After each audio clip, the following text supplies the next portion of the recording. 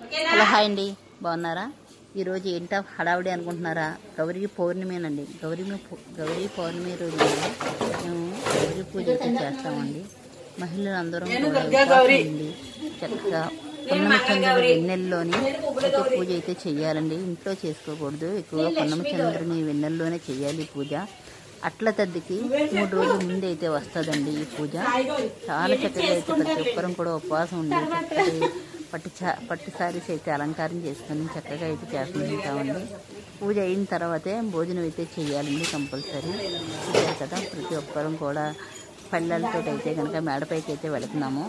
ఇది కింద ఉంటే కనుక మనం కింద కూడా వాకట్లో అయితే చేసుకోవచ్చండి. మేము ఉండేది అయితే కనుక పైన పోర్షన్లోని అన్నీ కిందకి తీసుకురావాలంటే కష్టం కాబట్టి పైన చేసుకుంటున్నాము పూజని. ప్రతి సంవత్సరం కూడా ఈ విధంగానే చేస్తుంటాను. వీడియో ఫుల్ వరకు కూడా చూడండి, కంపల్సరీ లైక్ చేయండి, షేర్ చేయండి, కామెంట్ పెట్టండి ఎలాగున్నదన్నదని. అయితే ముందుగా పసుపు వినాయకుని అయితే తయారు చేసుకుంటామండి. చేసుకుని పసుపు వినాయకుడికి అయితే కనుక మేము పూజ అయితే కనుక చక్కగా చేసుకోవాలి. ముందుగా పళ్ళాల్లోకి మొత్తం అన్నీ కూడా రెడీ చేసుకోవాలండి. సీతాఫలాలు, అరటిపండు, కొబ్బరి బొండాలు, తాంబూలాలు, సలివిడి, వడపప్పు, పానకం మొత్తం అన్నీ కూడా రెడీ చేసుకోవాలండి. చాలా ప్రాసెస్ అయితే ఉంటుంది. అన్నీ రెడీ చేసుకున్న తర్వాత ఫస్ట్ ఉంటే అయితే కనుక వినాయకుని పూజ చేసి ఎంతమంది ఉపవాసం ఉంటారో అంతమంది కొబ్బరి బొండాలు అవి ఎగరేయాలండి. ఉపవాసం లేని వాళ్ళు అయితే ఏమీ ఎగరేయకూడదు ఈ పూజకి. ఫస్ట్ ఉంటే కొత్తగా పెళ్ళి అయిన వారైతే కనుక కంపల్సరీ చేయాలండి, వాళ్ళ చేత అయితే చేయించారు. ఫస్ట్ సంవత్సరం చేయించారనుకోండి, తర్వాత కుదరకపోయినా సరే తర్వాత సంవత్సరం అయితే చేయించేసుకోవచ్చు. ఒకవేళ ఫస్ట్ సంవత్సరం పూజ చేయడం కుదరకపోతే మళ్ళీ 3 సంవత్సరాల వరకు కూడా చేయకూడదండి. అందుకోసమే మాకైతే ఫస్ట్ సంవత్సరం చాలా చక్కగా అయితే కుదిరింది. చూసారు కదా, కొత్త పెళ్లి కూతురు చేత ఫస్ట్ గుంట అయితే చేయిస్తున్నాము పూజ. ఫస్ట్గా అయితే కనుక నవధాన్యాన్ని అయితే మేము దసరా రోజు నాడు అయితే కనుక మొక్కలుగా వేస్తామండి. ఆడపిల్లల చేత వేయించిన తర్వాత అవి అయితే కనుక పౌర్ణమి రోజుకి మొక్కలు అయితే వస్తాయండి. వాటిని జాగాలు అని కూడా అంటాము. మీకైతే నేను వీడియో పెట్టలేదు, సారీ అండి. ఆ మొక్కల కింద వస్తాయి కదండి, మనకి పెళ్లి రాట్లు వేసే మొక్కలు వస్తాయి కదండి, ఆ మొక్కలు, వాటిని మేము జాజాలు అని అంటాము. ఫస్ట్ అవి 2 తీసుకొని చిల్లర డబ్బులు తీసుకొని కింద భూదేవికి, పైన పౌర్ణమి దేవునికి కూడా వేస్తామండి. వేసిన తర్వాత అరటిపండు అయితే ఎగరవేస్తాము పౌర్ణమి చంద్రుడికి. తర్వాత సీతాఫలం అయితే ఎగరవేస్తామండి. తర్వాత పక్కన ఉపవాసం ఉన్నవారు కంపల్సరీ వాటర్ వేయాలండి. అది కూడా ఉపవాసం ఉన్నవారు మాత్రమే వేయాలి, ఉపవాసం ఉన్న వాళ్ళకి మాత్రమే అది కూడా అలా చేయాలండి కంపల్సరీ కూడా ఈ పూజలోని. రెండోసారి అరటిపండు వేసిన తర్వాత 3వసారి సీతాఫలం ఎగరేయాలండి. పేరెంటాళ్ళు అందరూ కూడా ఈ విధంగా అయితే తీసుకుంటారు, చక్కగా అందుకుంటారు. తర్వాత లాస్ట్ సారి అయితే కనుక కొబ్బరి బండాన్ని అయితే ఎగరేయాలండి. ఉపవాసం ఉన్నవారు మాత్రమే పూజ అయితే చేసుకోవాలి.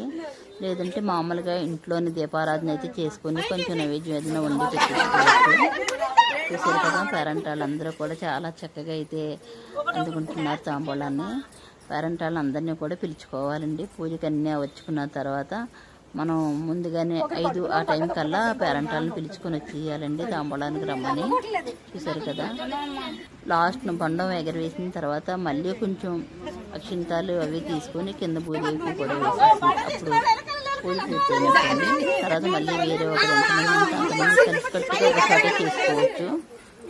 అలాగైతే చాలా బాగుంటుందండి.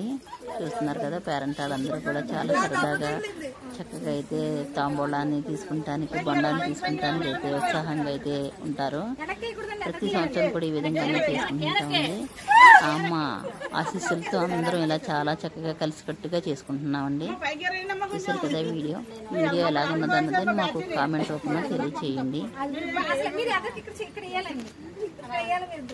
పూజ అయిన తర్వాత ప్రతి ఒక్కరం కూడా పేరెంటాలం అయితే కనుక భోజనం అయితే పేరెంటాలకి అయితే వడ్డిస్తారండి. వడ్డించిన తర్వాత భోజనం ఆరగించిన తర్వాత భోజనంలోకి అయితే కనుక మనం కంపల్సరీ హారతి కానీ లేదా సజ్జు కానీ తయారు చేసుకోవాలండి. అమ్మవారికి నైవేద్యంగా సజ్జు కానీ హారతి కానీ పెట్టాలండి అమ్మవారికి నైవేద్యం.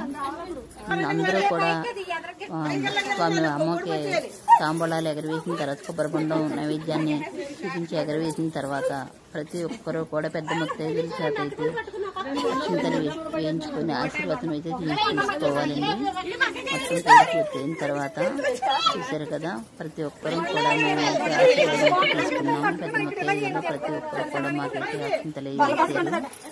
చాలా చక్కగా మనసుకి చక్కటి భక్తి భావంతో చేసుకోవాలండి. ఎప్పుడు కూడా ఆడంబరాలు కోసం అది కూడా చేయకూడదు. ఏ పూజ అయినా సరే అమ్మ దయతోటి అమ్మ ప్రేమాన రాగానే మనం పొందాలి కాబట్టి, అందుకు అమ్మ చల్లని దీవెన మన మీద ఉండాలి కాబట్టి భక్తి భావంతో చేయాలండి. ఏ పూజ చేసినా సరే వీడియో కోసమని ఫొటోస్ కోసమని కూడా కాదండి అసలు అని. అయితే మీకు దసరా నవరాత్రి వీడియో అయితే పెడతానండి. మీరు నమ్మరు, అమ్మ 9 రోజులు కూడా 9 రూపాయలుగా అయితే దర్శనం ఇచ్చారండి. యథార్థంగా మీకు ఆ వీడియోస్ పెడతాను నేను. వీడియోలో మీరు కూడా చూసి దర్శించుకుందరిగానే అమ్మ రూపాన్ని. మహిషాసుర మర్దిన రోజునాడైతే అమ్మ పెద్దని చక్కటి కళ్ళతోటి నాలుగుతోటి దర్శనం ఇచ్చారు. మీకు ఆ ఫొటోస్ అన్ని వీడియోస్ పెడతాను నేను. లక్ష్మీ పూజన అయితే అమ్మ లక్ష్మీ రూపంలో సాక్షాత్కరించారు. అలాగా మీకు ఆ వీడియోస్ పెడతాను. కంపల్సరీ మీరు సబ్స్క్రైబ్ చేసుకొని మీరే చూద్దరి. కానీ చూసారు కదా, పెళ్లి అవ్వలేని అమ్మాయిలు కూడా గౌరీ చేసుకోవచ్చండి. అయితే వాళ్ళు మాత్రం ఏ బంగాలు ఏవి కూడా ఎగరవేయకూడదండి ఈ పూజకి. మా మేనగోడల్ని చూశారు కదా, ఇద్దరు మా మేనగోడళ్ళు సాయంత్రం వరకు కూడా కాలేజీ చదువుతున్నారు. అలాగే కాలేజీకి ఉపవాసంతో వెళ్ళి సాయంత్రం వచ్చి చక్కగా అమ్మవారి దగ్గర అయితే ఈ విధంగా పూజ అయితే చేసుకున్నారు. వారు చక్కగానే ఆ మేనకోడళ్ళు ఇద్దరు కూడా చేసుకొని వాళ్ళు కూడా చక్కగా అక్షింత అయితే వేయించుకొని తాంబూలాలు అయితే ఇచ్చారండి. ఇలా పెళ్ళి అవ్వలేని వాళ్ళు అయితే ఈ విధంగా పూజ చేసుకోవాలండి. పెళ్ళి అయిన వాళ్ళు మాత్రమే ఇలా పళ్ళన్నీ కూడా ఎగరవేయాలండి. ఆ పౌర్ణమి దేవునికి, ఆ గౌరీదేవికి అమ్మవారికి చూపిస్తూనే చూస్తున్నారు కదా, అమ్మాయిలిద్దరూ కూడా చాలా చక్కగా భక్తి శ్రద్ధలతో ఎలాగైతే పూజ చేస్తున్నారో నా పెళ్ళి అవ్వలేని అమ్మాయిలు అయితే ఈ విధంగా అయితే చేసుకోవచ్చండి. ఎదరికి వాళ్ళకి ఫ్యూచర్ చాలా బాగుంటుంది. పెళ్ళి అవ్వలేని అమ్మవారు చేసుకుంటేనే, పెళ్ళి అయిన వారు చేసుకుంటే ఇంకా బాగుంటుంది. ఎవరైనా సరే చేసుకోవచ్చు. గౌరీదేవి పూజనండి. ఈ గౌరీ పూజకి వచ్చే నెల కార్తీక పౌర్ణమికి ఒక నెల ముందండి వస్తుంది. ఫస్ట్ గుండా గౌరీ పౌర్ణమి నాడు చేసుకోవాలి. తర్వాత వచ్చేది కార్తీక పౌర్ణమి అండి. తర్వాత పూజ అయిన తర్వాత అందరం కూడా ఈ విధంగా అమ్మవారికి అయితే హారతి పాట అయితే పాడే హారతి అయితే అమ్మవారికి అయితే ఇచ్చాము. తర్వాత భక్తులందరూ కూడా హారతి అయితే తీసుకున్నారు. హారతి తీసుకున్న తర్వాత మొత్తం పేరెంట్ వాళ్ళందరికీ కూడా తాంబూలాలు అయితే ఇచ్చి అక్షింతలు అయితే ఆశీర్వాదం అయితే తీసుకున్నామండి అందరం కూడా. చూశారు కదా, తర్వాత పూజ పూర్తి అయిన తర్వాత భర్తలకి కాళ్ళకు నమస్కారం చేసుకుని అక్షింతలు అయితే వేయించుకోవాలండి కంపల్సరీ. భర్త బాగుండడం కోసం చక్కగానే మాంగళ్య ధారణ బాగుండడం కోసం, మాంగళ్య బలం కోసం చక్కగా చేసుకోవాలి పూజ. ఇలా బయట పెట్టి చేసుకోలేని వారు ఉపవాసం ఉండి సాయంత్రం వరకు ఇంట్లోనైనా సరే దీపారాధన చేసుకోవచ్చండి.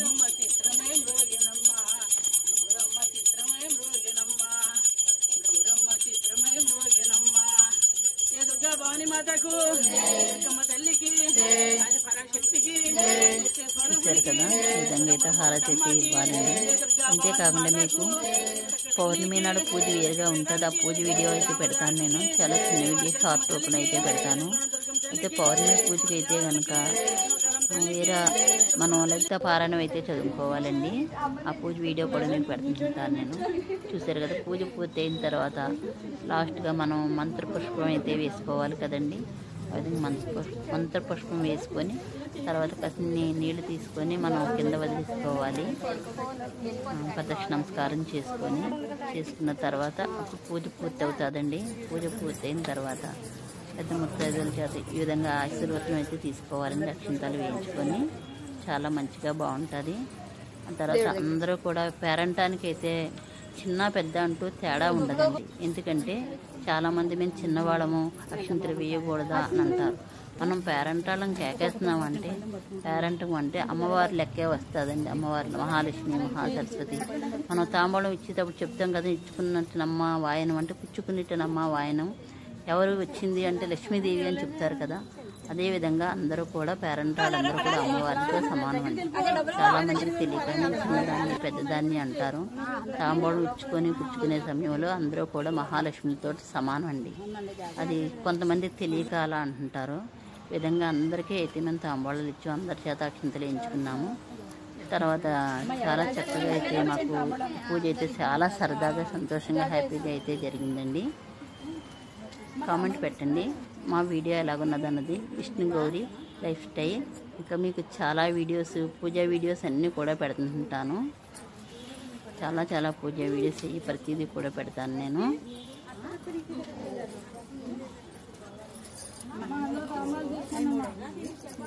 మొత్తం పూజ అంతా పూర్తయిన తర్వాత అక్షింతలు అయితే వేయించుకోవాలండి. భర్త చేత వేయించుకొని కాళ్ళకైతే నమస్కారం అయితే చేసుకోవాలి. అప్పటితో కంప్లీట్ అవుతుంది. తర్వాత అయితే కనుక మనం భోజనాలు అయితే కనుక చేయాలండి. అందరం కూడా భోజనాలు అయితే చేసాము పేరంటాలు అందరమని. ఇంకో వీడియో అయితే పెట్టలేదు నేను. ఇప్పటికే చాలా సమయం అయింది.